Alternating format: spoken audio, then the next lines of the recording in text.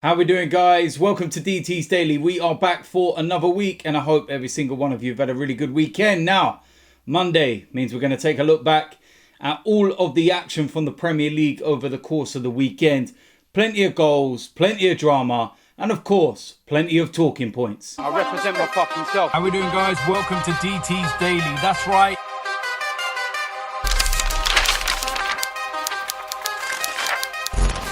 So, of course, it's Monday, so we're going to take a look back at all the action over the course of the weekend. And the first game was actually on Friday night. And what a great game this was, but not a great result for Leicester, losing 4-2 at home to Newcastle. That's a big performance. And Newcastle were actually 4-0 ahead. Brighton and Iheanacho in the last 10 minutes kind of made the scoreline a little bit more nicer to look at, shall we say. But Newcastle, they were excellent. And Joe Willock gets himself on the score sheet again. And as an Arsenal fan, I just sit there shaking my head because I'm thinking Joe Willock goes on loan and has scored more goals than our own midfielders. Simple. Sheffield United against Crystal Palace is the first one we're going to go to in Saturday, and this was a 2-0 win for Crystal Palace.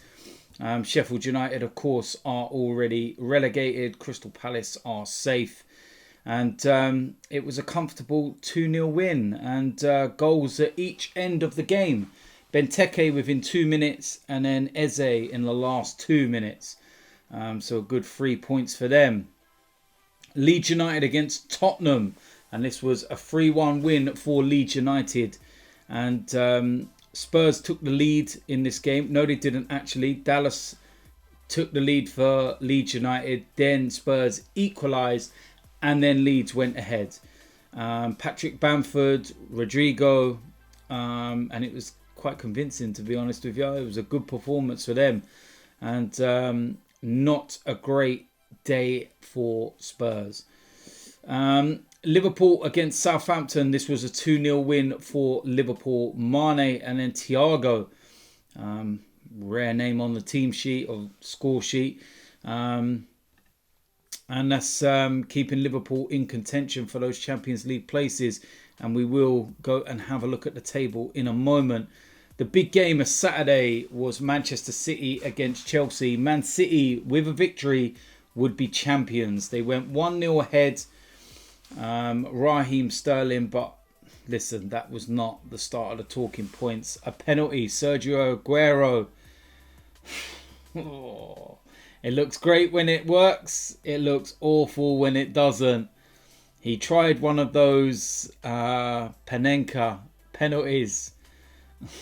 Mendy read it, and it looks awful, like I said, when it's goes in and the keeper does dive. It looks brilliant, but that could be so costly. And second half, Chelsea come out a different side, but that was not the end of the talking point, because Manchester City should have had a penalty. It's a clear penalty. It's a foul on Raheem Sterling. And what I don't get is that if this is not a penalty, then why is the David Luiz one against Wolves a penalty? Just somebody explain. I just want to have some consistency from these referees. Maybe, it's not too much to ask, is it? But yeah, Ziyech scored a great goal, and then Alonso in the 92nd minute won it for Chelsea. So Manchester City will have to wait before they are crowned champions. But that's a big 3 points for Chelsea as they chase down that top four, because Champions League football is not guaranteed. If they win the Champions League, they'll get it. But if not, then it's going to be a tight one in there, and a very interesting one. Going to Sunday's games, a big game this one. West Ham against Everton. This was a big win for Everton. 1-0, massive dent in West Ham's chances of Champions League football. And it was Calvert-Lewin with the goal. And like I said, that's not great for West Ham. Arsenal against West Brom. Nice to see Arsenal turn up when the pressure's off. Yeah, great. 3-1 win. Some good goals in there. I would have took just one of them on Thursday. Why was Saka playing left back in this game, but not, Thursday when everybody's been crying out for it? Frustrates the life out of me when you see that, honestly. But yeah, Arsenal got the win, and West Brom are now relegated. It's been confirmed. They join Sheffield United in the Championship next season. Wolves against Brighton. And this was a 2-1 win for Wolves. But my word, was there some drama in this one. Lewis Dunk had given Brighton the lead. Then he was sent off. Professional foul. Clear as day as well. The one time when, there's no debate in it. It's a straight red. Wolves go and get themselves back in the game. Adama Traore equalises. They score in the 90th minute. And then Mopai gets himself sent off after the full-time whistle. Something he's obviously said. But loads of drama in that game. Great game. Wolves, they get the 2-1 win.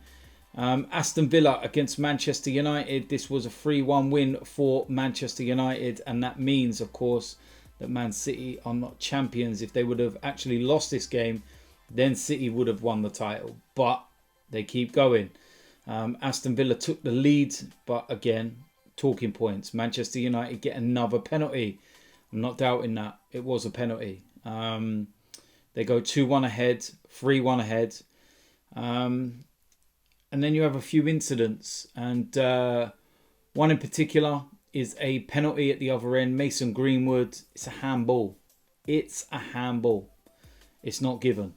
And then Ollie Watkins takes round Henderson. Looks like it's a penalty. He gets a second yellow card. I don't know. I don't know anymore. Honest to God, I'm not even going down that route of what I really think. And the referees and the way they've used VAR this season, and they've made a mockery of the Premier League. They've made a mockery of football with some of their decisions. And what VAR has done is actually show how inadequate and inept these officials actually are. They are dreadful, dreadful, dreadful referees. And I've been saying this for years, as has many, many people. And now VAR's come in and it's showing all the mistakes they make. Yeah. And it also shows with VAR that these referees have never played the game. Because if they did play the game, even at grassroots level, Sunday morning, they would still be able to grasp certain decisions from a player's perspective. But they haven't. And they can't. And they're dreadful. And that's why I'm adamant that the referees are just trying to sabotage everything to get rid of VAR. Because then their decisions won't be under so much scrutiny.